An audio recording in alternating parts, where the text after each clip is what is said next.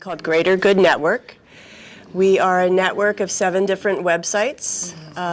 We're the hungersite.com, the rainforestsite.com, the animal rescue site, the breast cancer site, child's health, and literacy. We also are Global Girlfriends, which is a women-made-only fair trade website.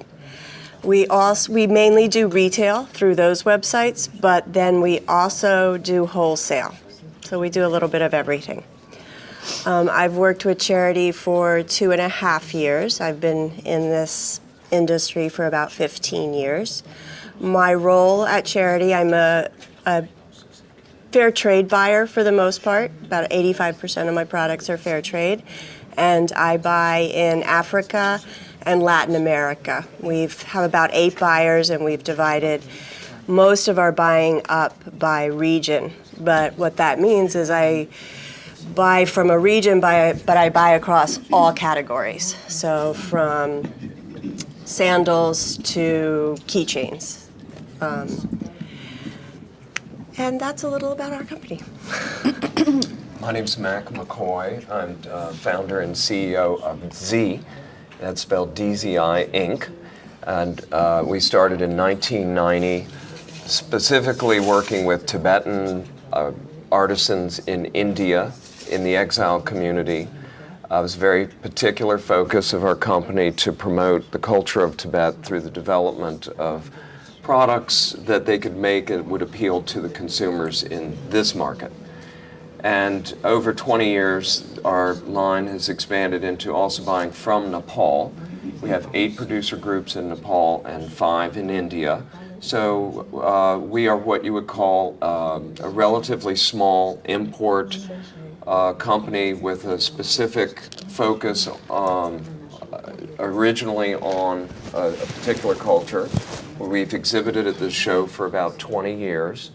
And we've begun to expand our product focus into other areas more broadly, essentially into nature, into natural elements, which have a broader market appeal than Tibet. Tibet is something I personally love and has been a good business, but it's been a very narrow niche to focus on that product element.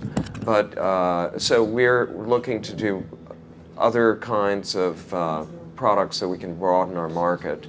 We're a member of Fair Trade Federation, which is a trade association of American importer, primarily wholesalers of crafts, includes coffee and chocolate marketing companies.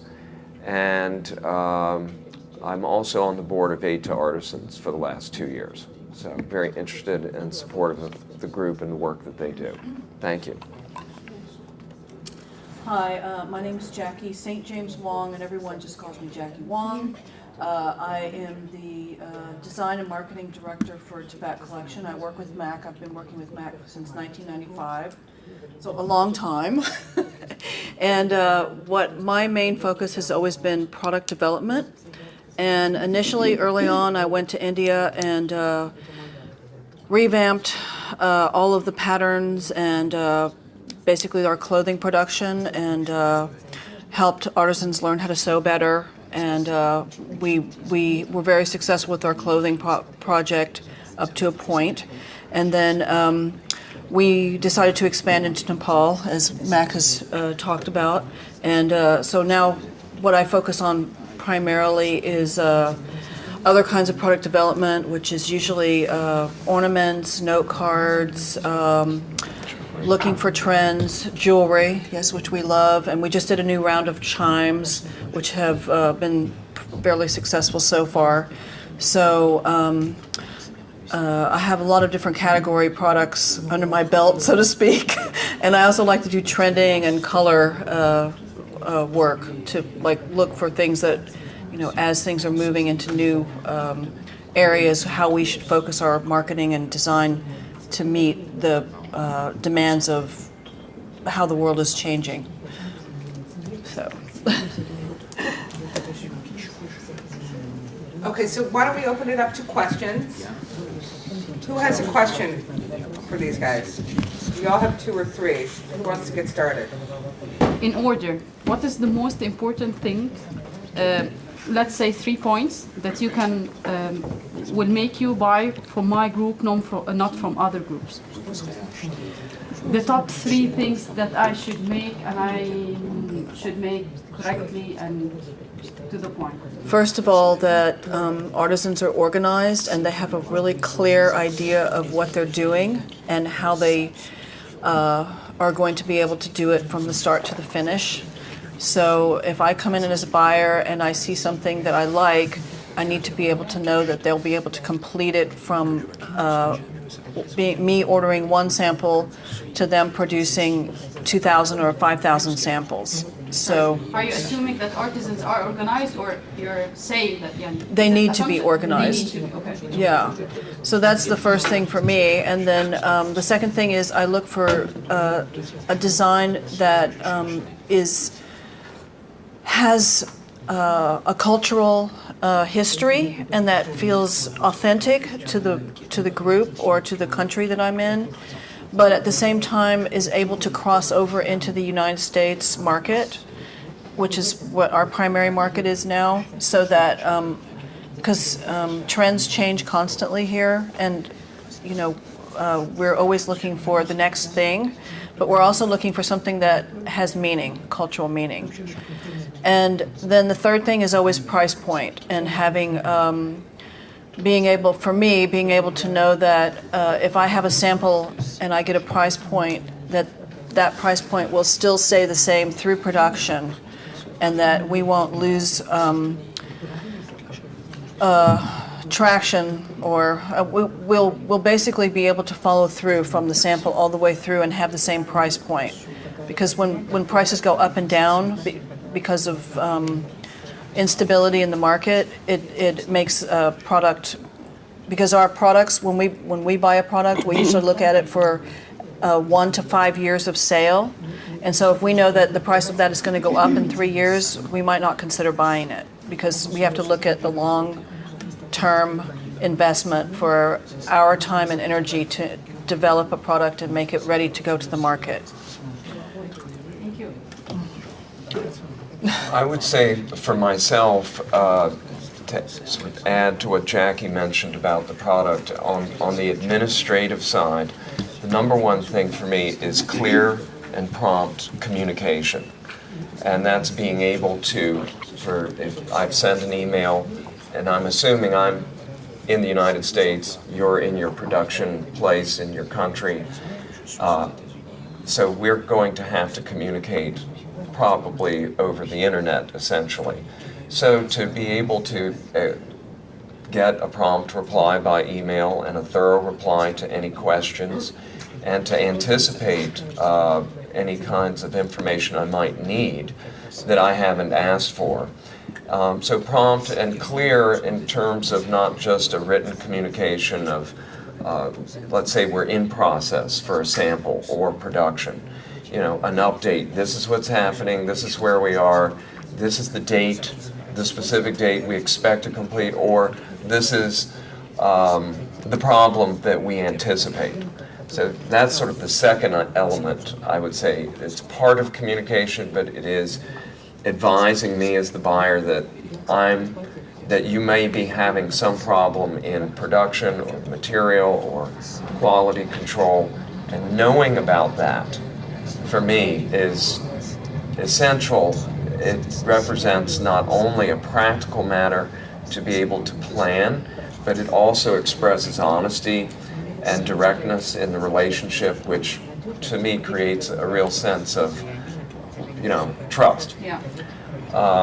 And I would say also related to that communication is the visual aspect. Sending a photo or having organized photos of your samples, whether it's just pictures attached or in a more organized online catalog where I can click through and see the range of things that you're offering, which tells me the visual story of what you do, not just of the product, but of the production process or the producers. For me and Jackie, and I know I'm sure for Druce, the story is very important to us. That might not necessarily be true for lots of other buyers, but for us, we really like to know more about the people behind the product. So photos of products needing to be clear and good quality so that we can even forward them to our buyer in our market and say, what do you think of this? Would you like this? So if you've created a good photo that we can use, that's very helpful to us, not only for our purpose, but even to show it to our end retailer. And of course, with those specifications of the size, the weight, as well as, of course, the price are important. So for me, that's communication in this area of just dialogue, of product representation, and also activities and what's going on. Thank you very much. Mac, you said prompt, but prompt is a relative thing in a lot of cultures, so as to an American buyer, could you I would often, we're sending an email and everyone in Nepal or India is asleep at the time that we're sending our email. So I am anticipating that while I'm sleeping, they are preparing their replies. So when I get up in the morning, and I often get up at 6:30, I check the email right away. So I expect it the next day, really. And sometimes we try to overlap so that we can even have some back and forth. So that ability to communicate by email and using not just email, but the attachments you can put of photos or spreadsheets or whatever, it's important. Actually, clear information and clear answers and transparency. Well, that's much more clear than what I said. Yeah. Thank you. Clear and to the point. For me, I think the product is the first thing. I mean, it has to be a well-made product. It has to be a product that I think my customers want and want to buy. So product is first and foremost. And how many products can you buy a year? How many pieces? I manage 6,000 SKUs. So that's a lot of product. And I'd say every year bringing on a couple hundred new products. And that's again from Africa and Latin America. And I do a lot of, I'm a buyer, but we do a lot of product development because of our sites. They're very specific products. The animal rescue site, people want animal related products. So we do a lot of product development, which brings me to my second point. I'd say much what Max said. I have a very specific pro forma file that I require that the suppliers fill out. It lists your product SKU. It has a photo of the product that we've decided on, that whether we're doing a product sample or I'm actually placing an order. It has all the specs for that product, what it's made of, what size it is. It will also include the price of the product that we've agreed on, quantities I'm thinking about buying, and then all totals. And I use this because then I deal with suppliers, again, in Africa and Latin America, so we're rarely sitting in front of each other. It's a great format because then by the time we get to the end of going back and forth, yes, this is the product I'm buying, yes, this is the price, this is the quantity, we've got a file that is our agreement. So if anything happens, we can both go back and look at that and say, no, you did approve that purple color, right? Here it is, So I do it as much for the supplier as for me to have a file of what we've decided on. And then the perk of that also is because I do travel so much, I have an assistant. When that's finished, I send that to her and she actually writes the PO in our system. If we had to wait for me to write that PO sometimes, and there are times where that has happened, it can be another 2 weeks and you stop your production, all of that. So clear communication is key. Being organized, obviously, and if we're talking about a new supplier, while we're going back and forth with this pro forma, you're vetting me, I'm vetting you. I can see that you're sending back these emails quickly. I can see that you've said, oh, well, if we're working on this and you want to buy this, but you might really like this also. So during that process, we're getting to know each other. And in this business, relationships are very important. Your specific question was, why am I going to buy from you over another person? And as we see, there's a lot of similar products in the marketplace. If you have great product, you're easy for me to communicate with. You get the products when I need them. They're done well. And I have another supplier who's not meeting those requirements, then yeah, you're probably going to get a reorder. I'm going to look, when I come back to the show, I'm going to come to find you because we've gone through this process and it's worked. I've used this example before that there can be two people that I may like this person's products better. Actually, I think they're a better fit for us. But they can't get me photos. They can't get me the information. They can't tell me a clear story about the artisan. This person, whose products I like, but I really do like these better, does all that. The other person's going to get the order because it's going to be something I can process through quicker. They're easier to deal with. And then price point is always a factor in the whole equation. Are you at the point any of you do product development? If you were talking about the design and you're talking about that you should, the producer should have a product that you are happy with or that you love or suits your market. What about if you saw something that you like but you think it should be a little bit from here and a little bit We from do there that and all the time. I rarely buy an off-the-shelf product. We do some modifications. We change everything, almost all of it. That's what I want to hear. Well, for us, it's just because we have a very specific niche in the market. We're Tibet related. Well, but even the felt, has a particular look. So when people give us things that they think that we like, we usually don't like them. So. This is why sizes are different here. Actually, taste of the people is different than you can sell in Europe sometimes. Yeah. The American market has its own taste. Yeah, definitely. And own sizing. You're totally right. Yeah, sizing. Yeah. Mainly when I'm traveling, I say to people, American women are not my size. Like I have to resize bracelets all the time. A lot of things. For the most part. I snuck in a little late. My name's James Zilian.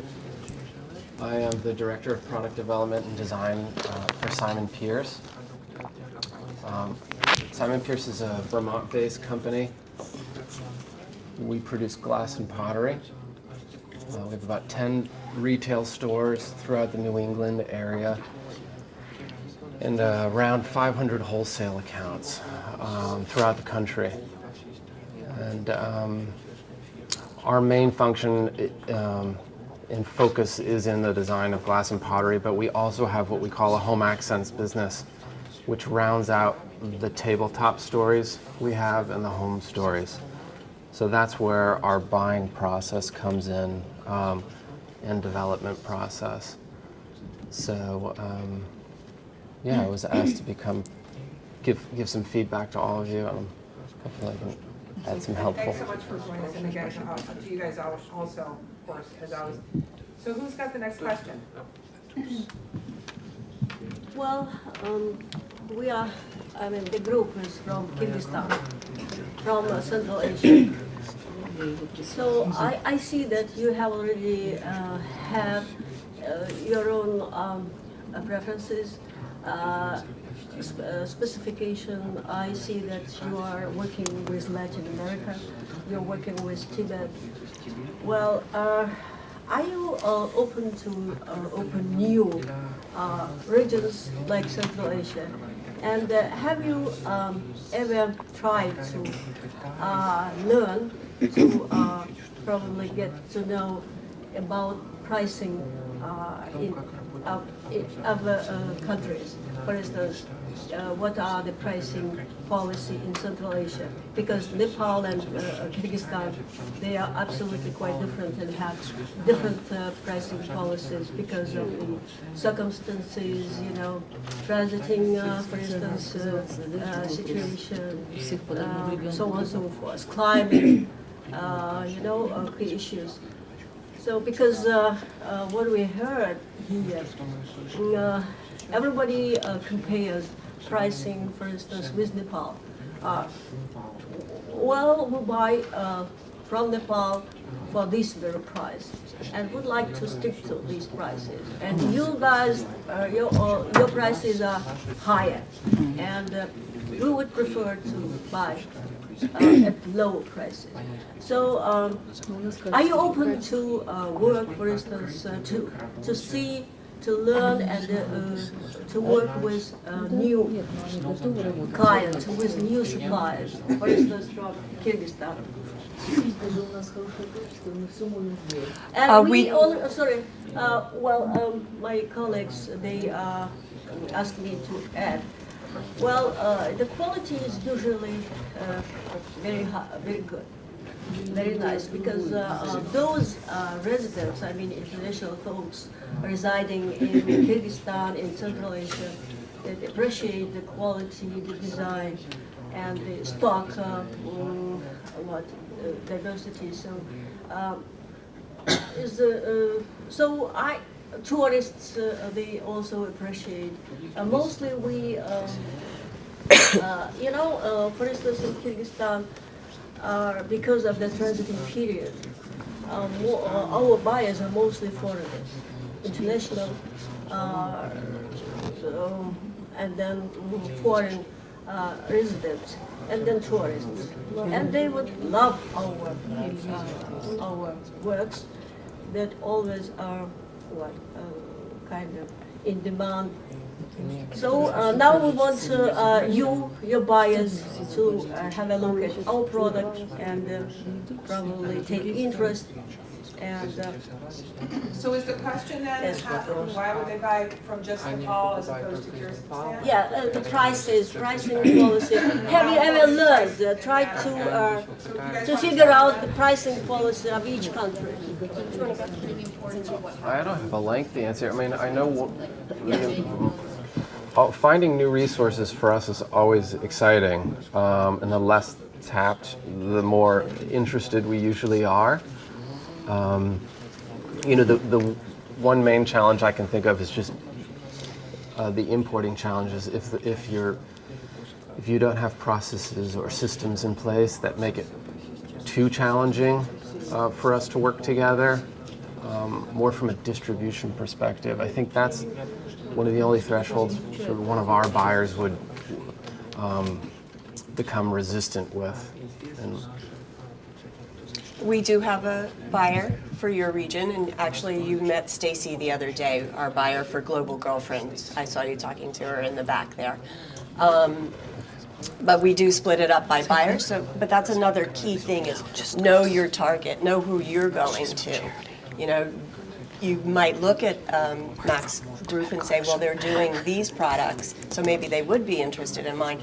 But you also have to know the market, and I deal with it because I don't buy from Nepal. My colleague buys from Nepal, and she gets amazing prices and beautiful products. So that's something I deal with all the time, buying in Africa and Latin America. I have to be very aware of pricing, and the pricing is not competitive to Asia in general. So what I have to do, and what I think is really good for a supplier to do, is what makes your products unique. You're going to have to shine. You're going to have to make your products somehow different from those products from Nepal to justify also why that is more expensive. And that, I have to know for every kind. I was just in Mozambique. I was just in Haiti again, and in Honduras, and the pricing everywhere is contingent upon what natural resources are available there.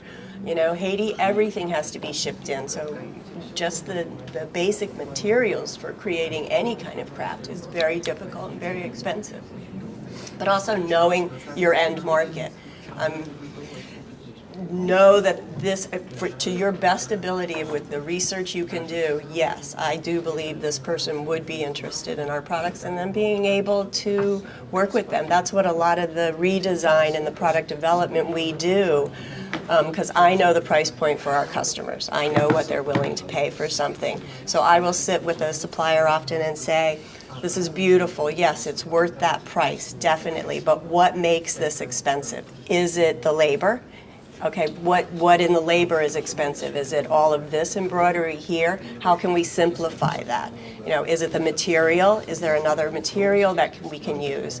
You know, the same thing that everyone does. If it's a felt pillow, we can felt on one side, not on the other. So there are ways to work around your pricing constraints, or you know, what you feel makes your product more expensive than the others. But yet, I think the key is making it unique and making it something that you can say, this is how it's different from that. Thank you very much. There's one more question. So how much does it take, for instance, to establish good relationship with you, for instance, with the buyer, to develop the product, to exchange ideas, to set orders, and you know, the whole process? Years, How sometimes. much? How long? Question. Up to 1 year. Oh. Yeah, it can take years. Mac was just saying that he has been going to Nepal for 28 years or something like that. So you build relationships with people. Yeah, I think important is, but what's really important is what happens in the first year, because like you can make and build relationships over many years. Yeah, and we had gone on over that a little bit earlier. Yeah, I think you mentioned, you know, what happens at the outset. It's the first impression that's very important, and of course, over 6 months or a year is the time it usually takes in our process. A good 3 to 4 months to assess some material or product, think how we can adapt it to our market, do our homework to do specifications, sketches, choose colors, find out what the color availability is, learn a little more about the production process, and come up with a design to say, here, we want you to change this or do this. And then you're going to make the sample, and it has to get to us. That, if we express it, it can be faster, but it's more expensive. But that basic process alone, to just get one or a small group of samples, can be 4 months. And then if we have a trade show that we're planning for in August, and we want to mail a catalog book to our buyers before the trade show in June, then we have to really start on that product no later than January. So I think for you to be aware of the calendar that we market into, like when is the trade show? When are they doing their marketing before the trade show? How much lead time to get the samples, to do photography, to put them in a catalog or on the website? And how much time before that are we starting on a new product or changing a product or just getting something that you have?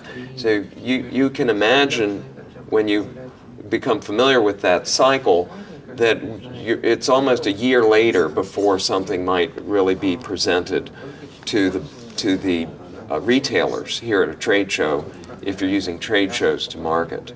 And of course, trade shows are just one way of marketing things. But I think that in Kyrgyzstan or wherever you are, there's the product and how to be able to create it for a good price. As Druce said, you want it to be valuable unto itself or unique somehow to be competitive. I would say that it's very important to look at the shipping. How much does it weigh? And there's always a cost per pound or kilogram to ship the product, either by sea or by air or by courier. And it's always important to me to know those additional costs of the customs, the duty, shipping, the exporter charges, any importation, even from my airport to my warehouse. There's a whole chain of additional costs on top of the product that I have to add in. You can help me by identifying, researching those shipping from your port to my nearest port. You can do some homework for me, and I'm going to say that's very helpful. Now, whether those additional costs make it too expensive for what I think that the end customer will pay, we'll have to see. But evaluating not only your production cost, but the delivery cost is very important, because all together is what I mark up from to my price, and then that the retailer is going to add to their price. So it very quickly goes from $1 cost to $8, $9, $10 retail on the shelf. What Druce said earlier is that very important is that you're developing a relationship with people, and in our company, our relationships are pretty much fixed. You know, we've been doing business with these people, and we have a certain look and certain lines. But you know, coming to the U.S., you're looking for basically someone that you sort of can have a business marriage with, you know. So it's like an arranged marriage, and everyone's shopping. And I think in order to do that well, you do have to be very aware of what, as a supplier, you have to be aware of what it is that people need over here.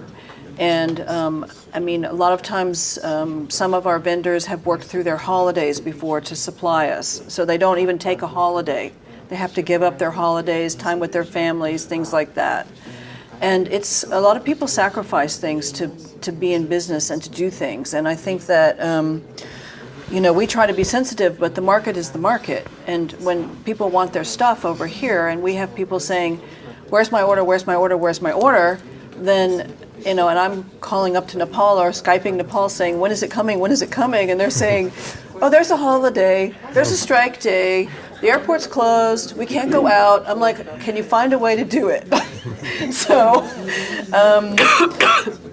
and then to just answer your question about things being difficult, you know, or like you're artists and you want to like present beautiful art to people, but you have to find the way that makes the most beautiful art in the package that matches your business marriage, so that the person that you are with appreciates something small, something big, something fancy, something simple, whatever they're looking for. So we don't know what that is until, you know, you start to talk with those people. But we do know that prices and markets go up where people will spend a lot more for things and come back down again while people don't want to spend money. And right now we're in a kind of don't want to spend money time. So now we've moved to much smaller things to try to, like, you know, we'll have more quantity as opposed to we'll sell more things that will cost less, and it's actually more work for everyone, but that's the market. We like it better when we can sell things that cost more and we have to make less of them, but that doesn't always work. So anyway. Thank you. Suppose you have already established product line, okay? So probably you do not want to have another new line. So, but probably you came to know people, I mean buyers, who would probably take interest in this very product that you do not want. So, do you usually pass the information, I mean, Yeah, to people, definitely. to buyers? We're all talking about it. Have Yeah, it's definitely, people talk about it. And especially with our company being split up by buyers by region, we do that all the time. I mean, if I see something I like that's from Asia, I pass that information on. But especially if we're talking about just the fair trade buying world, we're all a pretty tight little group. I mean, a lot of the buyers that we buy from the wholesalers here. Also, it's a small community, so we all know each other. We all wind up going on buying trips to the same country. ATA is great because they do have projects in other countries. So there's a lot of exchange between the buyers. Because we want our suppliers to be successful. I mean, a lot of times people will design something, and of course, if I design it, it's my product, it's for our sites, then we don't want it sold anywhere else. But I do have suppliers then that you modify that product, and I'm totally fine with you selling it to your European retailers. One of our main goals is we want you to be successful because we've built that relationship, and we want you to be in business so we can continue working with you because we've spent a lot of time and money, as you have. Thank you. I think your question is always one that is brought up at the panel is how do we find the buyers? How do we get a buyer to come to us or us get to them when you don't know really how it works?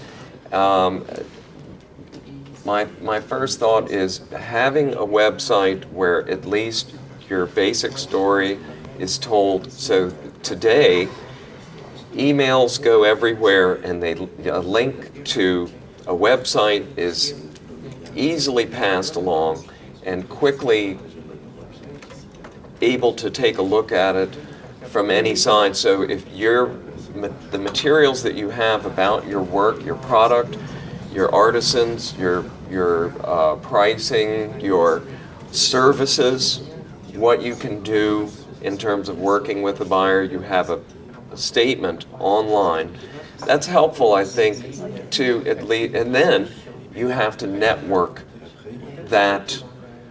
You have to network. So you've got your site anyone can look at. Now you have to sort of just keep sending email to different types of buyer groups, whether it's Aid to Artisans or Fair Trade Federation. Those, of course, are organizations and business-related groups that are interested in cultural products. Of course, but that is a small slice of the market. There are much broader kinds of networking. I'm not sure what to suggest to you because this is my little world that I can tell you about. But be persistent in trying to communicate. Do you have a suggestion? Have you seen the product? What is your comment? Send another email. Here's a new product. Do you like this? Any interest? Would you know someone? Just be what we call a pest. We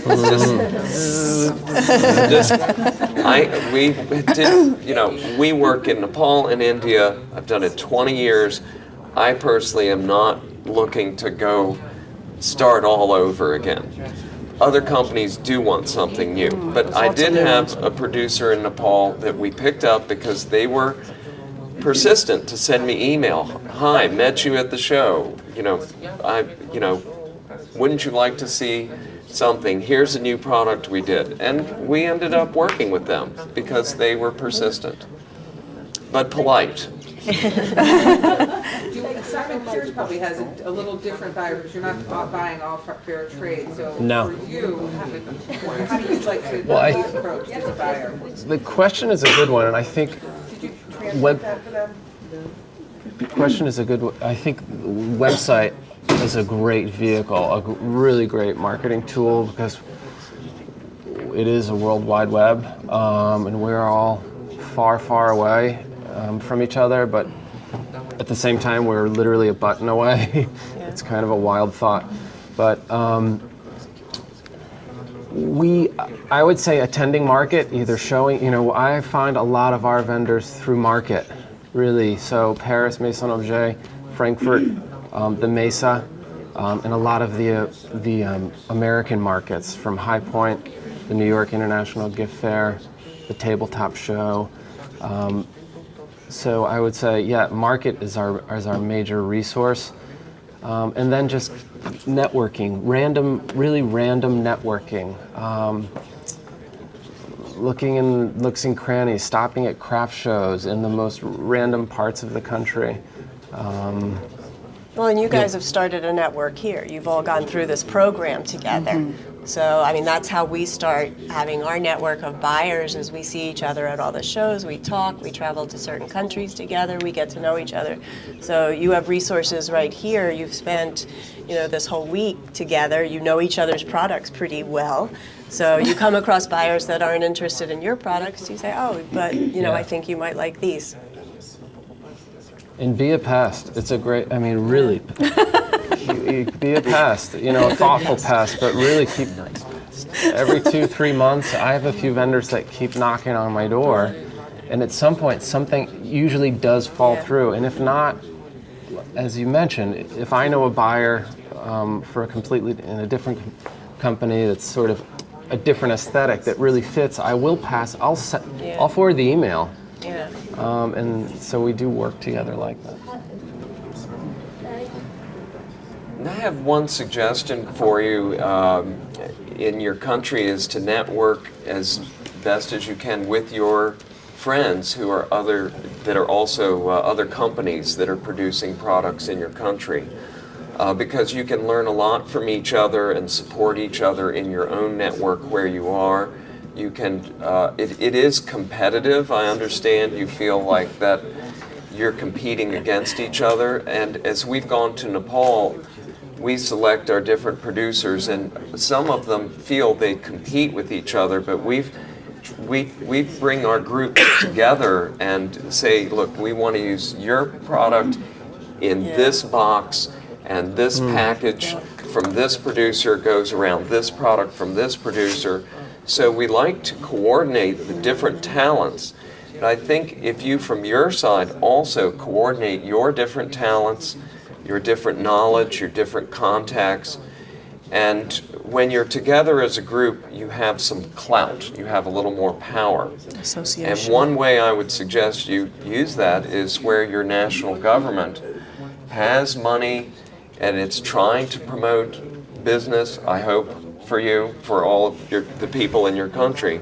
You can approach them to say, we want to take ourselves to the market. We want to go to this trade show or that trade show in Europe or United States.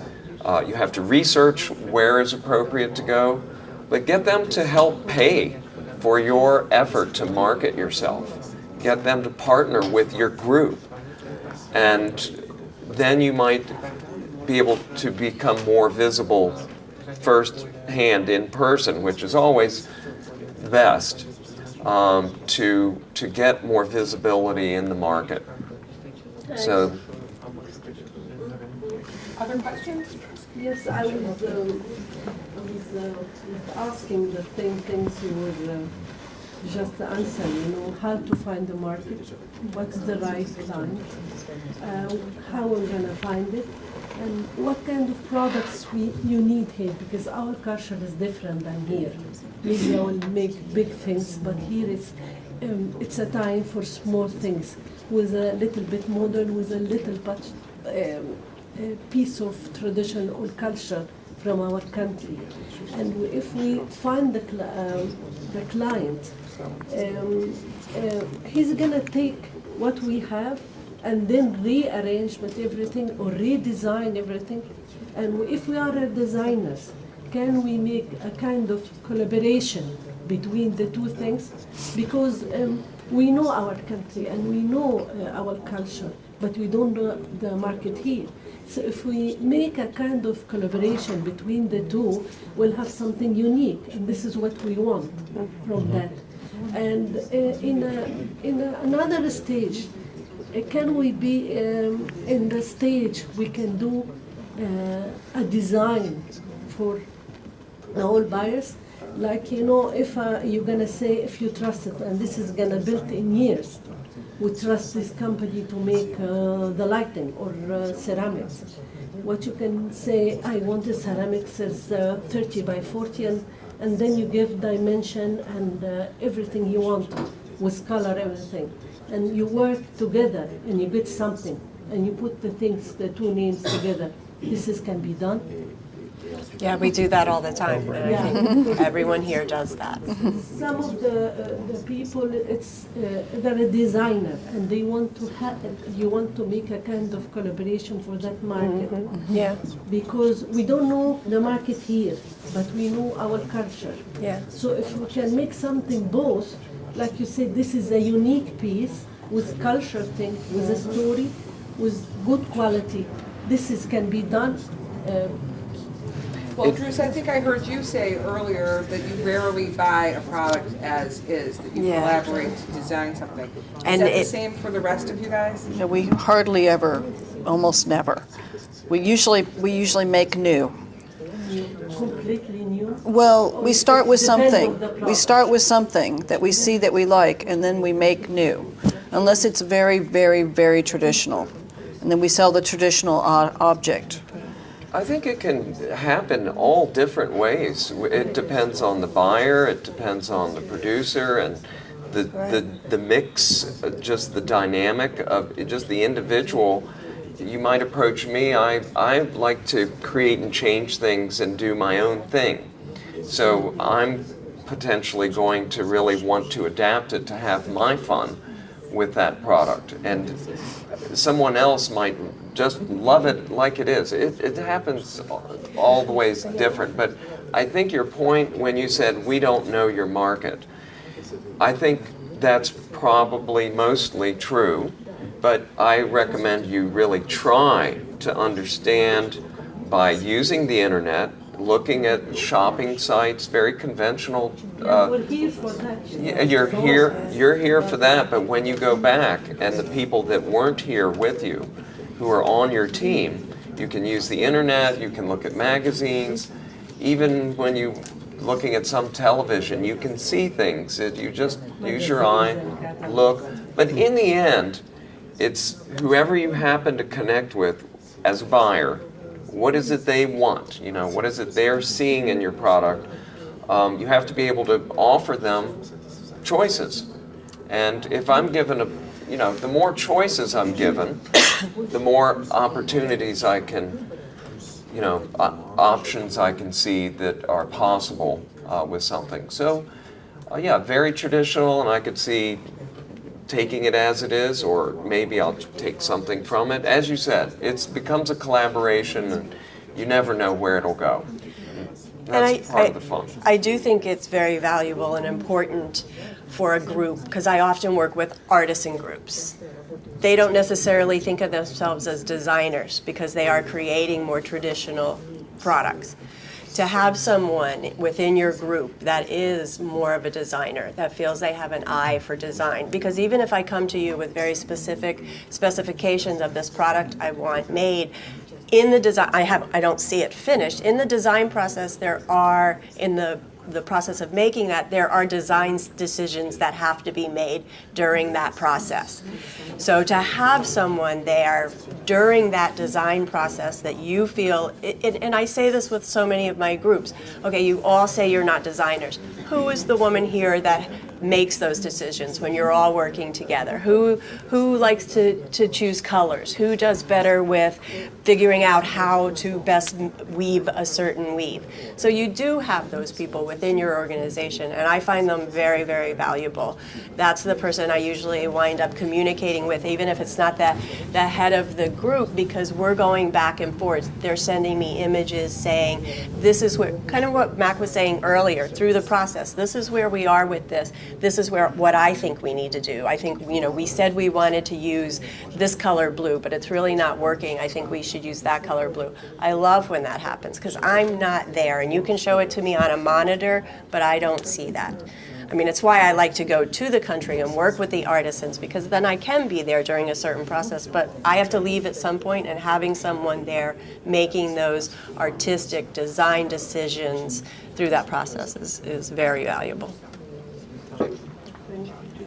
Yeah, I'm approaching this from a little bit of a different way. I live in New York, and I'm bringing over product from Turkey. I've been an interior designer for 20 years here, so Turkey is my other homeland. So I think this question is probably more for Mac and Jackie, because I'm coming in with, I don't know what products you carry, but I'm coming in with mostly textiles and rugs. And I have two questions. One is, when you first started your businesses, how many products did you introduce to the market? And then the second layer to that is, what was your most effective way of entering the market? Like, what did you do that was most effective in getting retailers when you first started? Was it the shows? Was it, It was definitely trade shows is how we built our customer list. And we really started with kind of like 10 products. In fact, we were in the Aid to Artisans booth in 1990 with maybe it was 10 items. That was our start. And so Aid to Artisans was very helpful launching. And then we got our own booth and we worked with more groups and developed more products, and now it's crammed full, twofold. We have about 600 SKUs or items in our trade show booths. But definitely, meeting people at the trade show is it's expensive, but you find ways to manage your costs. But it is direct. Showing someone wants an order. If they're not ordering, at least you get some feedback. It's just a dynamic, and it's interesting. When we started, trade shows were very strong markets, very busy, relatively easy selling, and over 20 years we now are at a place where the trade shows are not very busy any longer. People right now, of course, in this economic climate, are, even if they've come, they're hesitant to spend money, they're nervous, they're anxious. So we have to emphasize our advantage, the advantage to buying from us. Good quality, good customer service, competitive prices, and a good package, whether it's the story card that goes with the item or however the item presents. The item itself is good, but there's something that comes with it. That's the competitive advantage that I feel is important for me to say, there are these things that you can buy in other places in the market, but these are the best, and this is why. And this might cost a little more, but here's what you get. So distinguishing yourself in those ways is what I feel we have to do to stay in there. But being persistent, and you come to one market and give it 2 years at least to see how that plays out. But there's lots of different trade shows to choose from, and within every show there's different sections, and it is not easy. 20 years later, we are still moving around at different shows and trying to find where we can find a buyer who likes your type of product. It is not easy. It's always shifting for us as it is for you. Well, I'll just make a point about that, is that what Mac's saying is you really have to remain flexible. And by flexible, you really have to be willing to basically share a booth with somebody, or work out of your garage or your bedroom, which I hear a lot of stories about how people just started with their bedrooms, and then, like somebody told me the other day, her kid says to her, "Mommy, can I clear the t-shirts off the bed now so that I can go to sleep?" But that's like, starting small so that, you can grow into your own warehouse or your own space or your own whatever. But, really not growing until you feel really comfortable that you can do those things. And I think for trade shows, it's the same thing. It's like, you have to start small. Don't get too big of a booth. Start with and if you can, partner with people that you match with, so you can save costs, all those sorts of things. I just talked to somebody who used to stay at fancy hotels and eat out every night and like have really big booths. Everything's scaled back now. She's been in business for 20 years.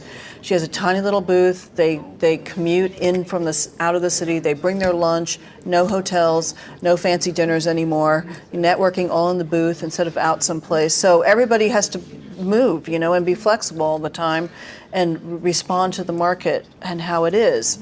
So I think, if you know your limits and you're able to understand those things about yourself and your company, that's really helpful. I mean, you have to be brave enough to push into the market and say, okay, I'm ready. But at the same time, you have to know that when you're ready, you're really ready. So, I don't know. It helps to have people helping you too. You mentioned textiles. Did you say rugs as well? So, yeah, I think marketing your assets, whatever those are, whether through hang tag, signage, great graphics, a beautiful booth, but looking at looking at someone that's knocking it out of the park in rugs, and in a broader industry perspective, she's selling the design within reach. She's in the textiles. I couldn't give you other names, but look at who else is rocking it. Back 8-9 years ago when I started my lighting business, Jonathan Adler was a big deal, and I had my eye on him every week.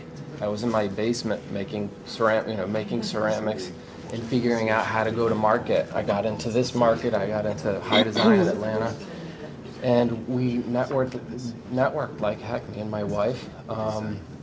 And at one of those markets, Simon Pearce actually came into my booth and recruited me. So it was sort of, you end up on your own kind of path, but anything you could do to call out, whatever your product's best assets are, whether it's fair trade and how valuable that is, or color trend, whatever it happens to be, and be savvy.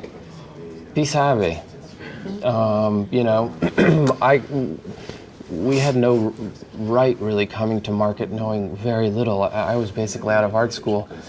And again, I looked at Jonathan Adler's mailing list, all his stores he was retailing at that time. I don't know, most wholesalers now, you have to have a code word to kind of get into everywhere else they're selling. But I sent 250 postcards to all the stores he was selling in. And the first day of market, I had 3 or 4 great shops come in.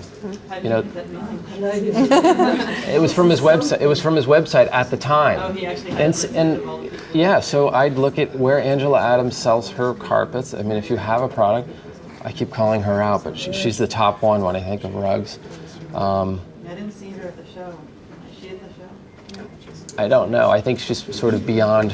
I think she's sort of beyond my. And to address the previous question, from Simon Pearce's perspective, we'd rather do zero product development when it comes to home accents. We'd love to keep our focus on designing glass, what we do best. The core of our business. It's 80% of our business, in pottery. It doesn't mean there isn't an important home accents business there that we most of the time do have to get our hand a little involved in. But the more our vendors get the product sort of on brand, sort of to the Simon Pearce aesthetic, the better off we are. They're the ones that will most likely go back either to their booth and see what they have next, or open up their email and spend 2 minutes with it, just because we've built that confidence. And as to market awareness, that's another really good point. The web is the vehicle. If you want to make products for tabletop in the U.S., look up crateandbarrel.com and spend a day there. Look at every item they make. Look at the sizing. If you work in textiles, look at the soft goods section in crateandbarrel.com and see what their pricing is. It's almost like cheat. I mean, if you see what they have on their site, and if you're in the city, definitely do some retailing. I spend 2 days at market here, and then I retail for 2 days. I stop on our store, but I go to Bergdorf, I go to Neiman's, I go to Barney's, I go to some of our wholesalers and the other store, our competitors, to see sort of what they're doing, what their buyers are bringing in.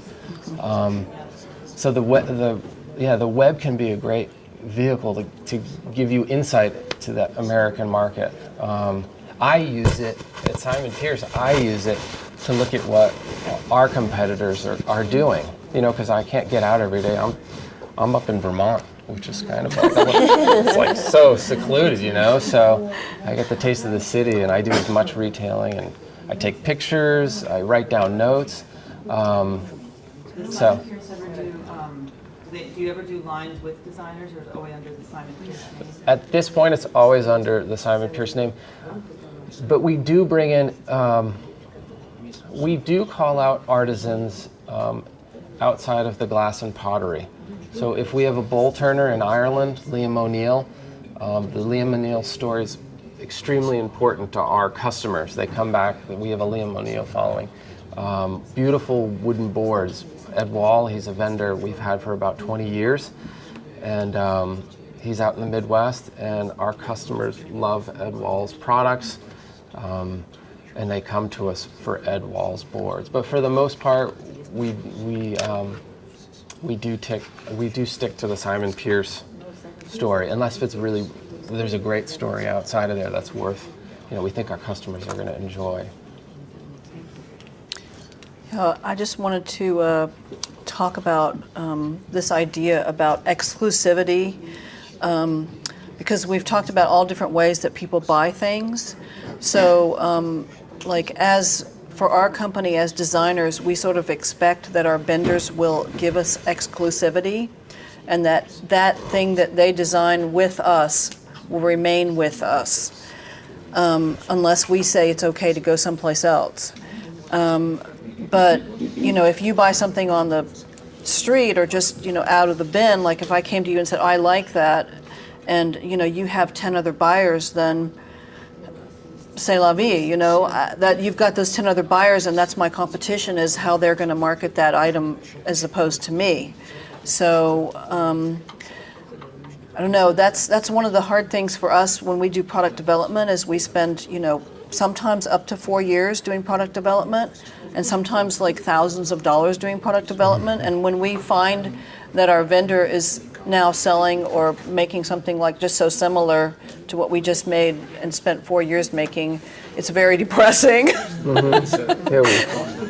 you sign contracts? We do not sign contracts. Quite possibly not be in business.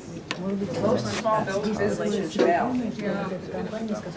We actually do have a non-compete. If I have a thought that I think is worth $1 million, we're pretty good at, before we actually share the thought with the vendor, we will send a non-compete out. But that happens literally twice a year. For the most part, it is that eye-to-eye handshake trust. It's hard to do that when you're overseas, because you don't really know, like if I have one item that I've worked on for a long time, and then you know, they might even take it to Frankfurt or something like that, and then somebody else will just start selling it somewhere, you know. Or like for instance, we have a big factory that's a felt factory, and a lot of people take things home, and they might show their neighbor who works for another factory, and the next thing you know, it's in the other factory.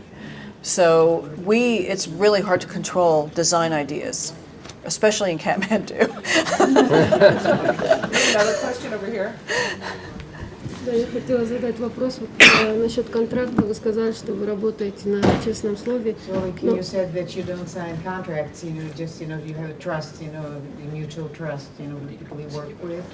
Да, но бывают такие случаи. Вот на нашем примере, как бы, мы точно так же заключили договор с одними импортерами. For example, you know, in our case, we on occasion we signed a contract with an importer. Мы отправили весь товар, который они хотели. You know, the whole, you know, shipment. И, к сожалению, не получили денег. Haven't received the money. И что делать в этом случае? What can one do in a case like that? И это, я извиняюсь за это, но это импортеры из Америки. So this was importers from the United States. И что делать в этом случае? So, like, you know, what do you do here if something like that happens? Yeah. I would say first it's very acceptable to ask for at least a 50% prepay on a shipment like that. So at least you know you've got your initial costs. And I don't know about the other side. I guess there are channels. And I think that's С ними я извиняюсь, что перебиваю, работали несколько лет, и эти несколько лет они всегда оплачивали 50% и все. Но вот последний раз они не оплатили. Дело в этом случае. Как бы ни контракта, ничего, и мы ничего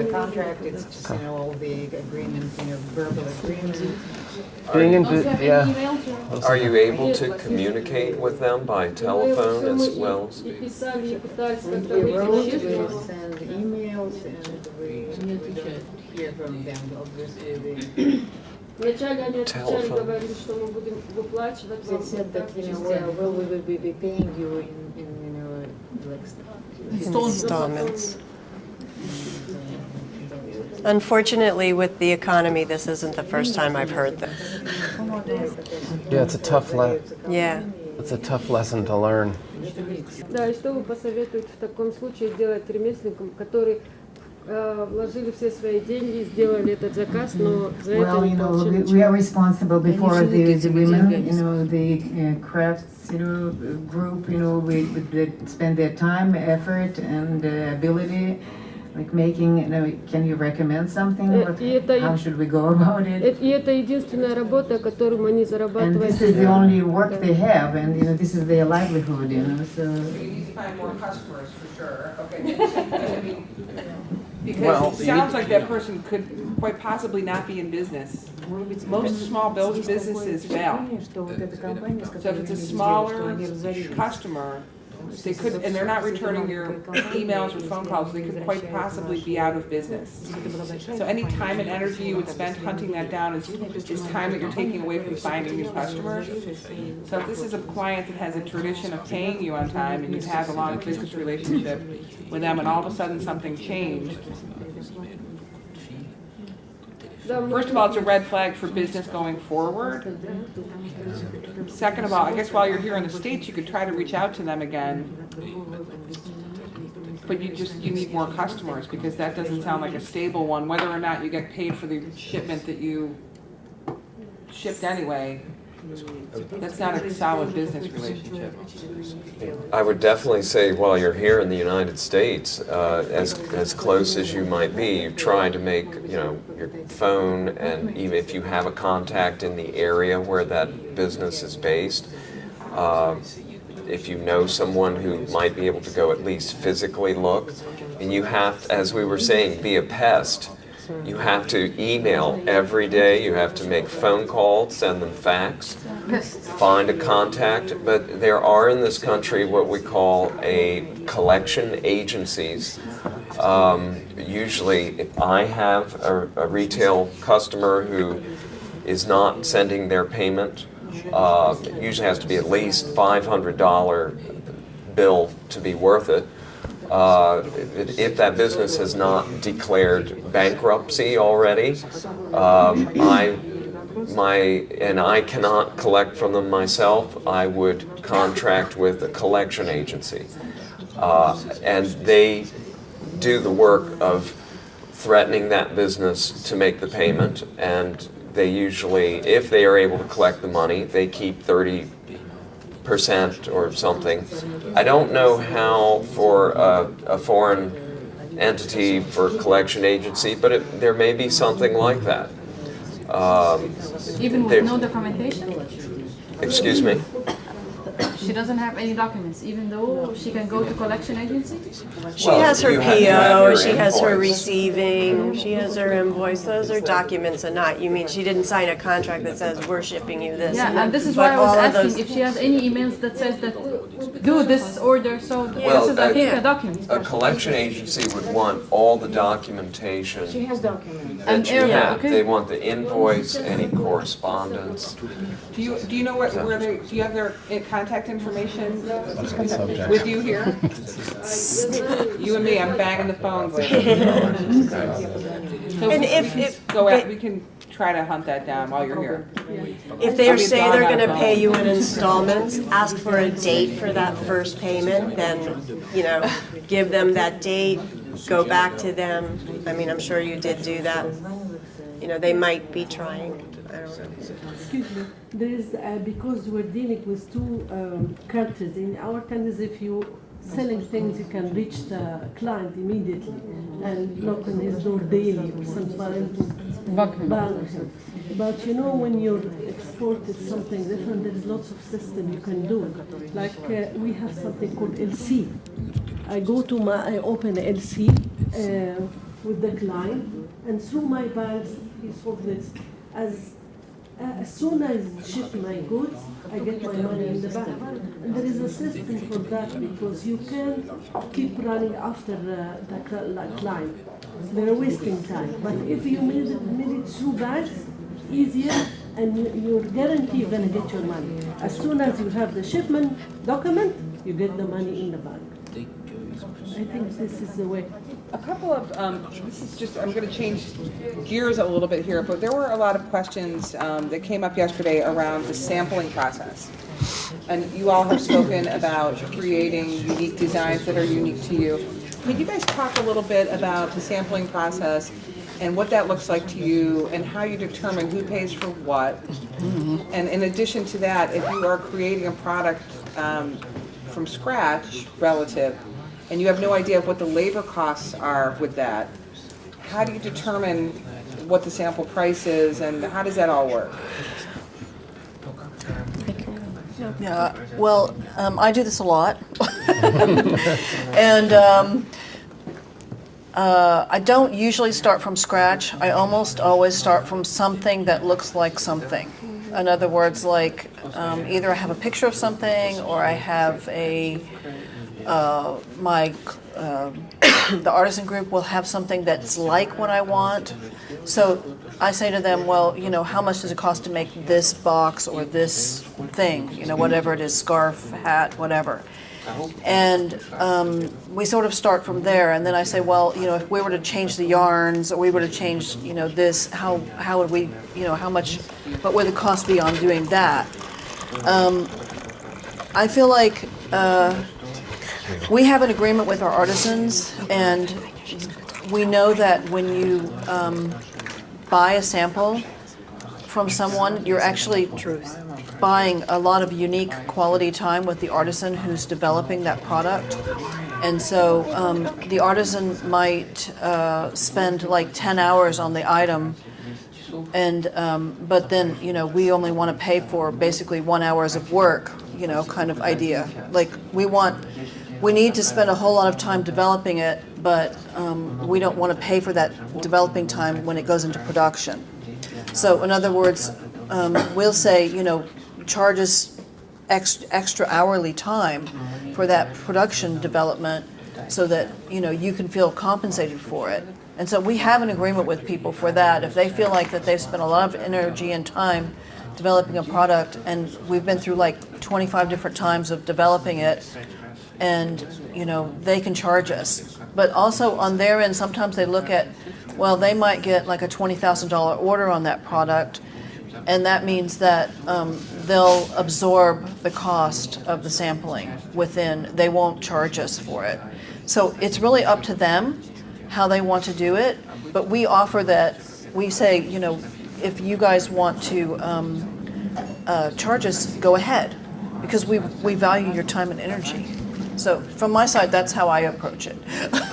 And I'd say it's similar with us. I do a lot of in-country buying trips, so I buy a lot of samples when I'm there. Whether it's a product I think I'm going to want, it shows me the material you're using. It shows me, I'll buy, bone beads or horn beads and some silver examples of silver because I know my product, I want to combine them. So I buy a lot of off-the-shelf samples from a supplier that I think I'm going to work with. And then with the sampling process, we're glad to pay for samples, very happy to pay for samples. And what happens in the sampling process is you can do some costing there. If you're good and you keep track of that, then that's where you can base your pricing on is through that sampling process. So that's very helpful to you. And I rarely, I'll buy all the samples. If we've gone through so many process and you think that's what you want me to buy is each of those samples rather than paying for your time, we'll buy all those samples, and often I don't even ask you to ship them to us. It's part of your learning process. It's part of our relationship growing. But we don't want them to keep Yeah. samples sometimes because Yeah. we want the samples to come to us so Right. other people They don't don't see see them. Yeah. So we'll buy all the samples Yeah. a lot of the time. Yeah.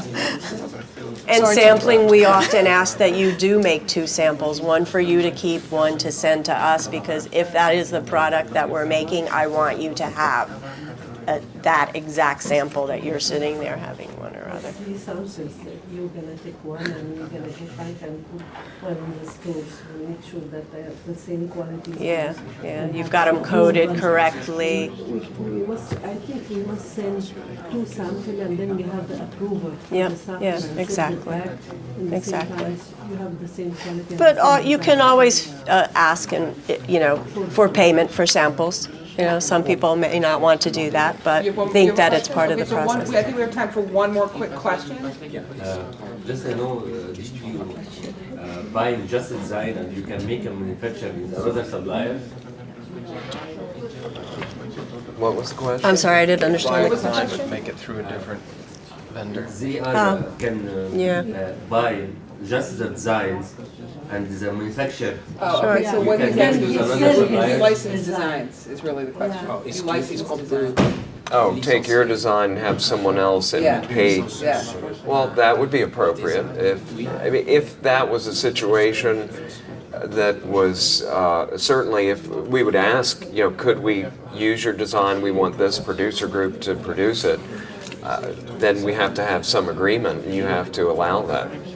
I mean, if that's what someone what he wants asked to you to do. do. Oh. Yeah. Oh, okay, Yeah. so you would be designing He doesn't for want to have to someone. deal with the production. You want He to just wants production. to design. Sure. As Druce was saying earlier, really we need to work with someone who is the design person. We might make a design and give you a design, but there has to be someone in the production country who is either a designer themselves or at least understands how to communicate what the buyer wants to the production team. And that, of course, it might be the sampling team. It may be a group of people who make the sample in the first place. So that person in country is important for us to communicate with. So they understand what we want. They can tell the artisans what we want. Then if a whole group of samples is made, we will buy any samples that we ask to be made. We want to buy the sample at the cost to make it. That's that simple for us. When we select one sample, this is the one we want production, a couple hundred or whatever.